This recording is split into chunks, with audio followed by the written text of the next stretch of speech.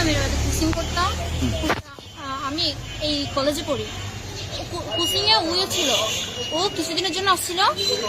এই অবস্থায় ক্লাস করতেছিলাম, আমি ক্লাসের তালে ছিলাম। তো ও ব্যাগ থেকে মোবাইলটা নিয়ে নিছে। ও আমার যেহেতু ফ্রেন্ড ছিল, আমি মনে করছি পরে দিয়ে দিবে, দেখি ও পরে চলে যায়। পিছন থেকে ডাকা সত্ত্বেও ও আর সাড়া দেয় নাই। তো পরে এখন যখন কলেজে আসছি, হ্যাঁ আজকে যখন কলেজে আসছি, যখন লাইব্রেরিতে কার্ড নেওয়ার জন্য যাচ্ছিলাম, ও কার্ড নিতে যাচ্ছিল, যখন ওর সাথে দেখা হলো, ও আমার সাথে কথা বলছে। আমিও বলতেছি তুমি মোবাইলটা ফেরত দিয়ে দাও, কারণ আমার অনেক ডকুমেন্ট আছে, আমার আব্বুর ডকুমেন্ট আছে, এগুলো আমার লাগবে। এই অবস্থায় ও আমাকে মারধর শুরু করে দিচ্ছে। আচ্ছা, মারার পর এখানে ছিল নাকি চলে গেছে? মারার পর ক্লাসে ছিল, ক্লাস থেকে 1 ঘন্টা করে চলে গেছে। আচ্ছা, এই বিষয়ে থানায় বা কোথাও অভিযোগ করেছেন আপনারা?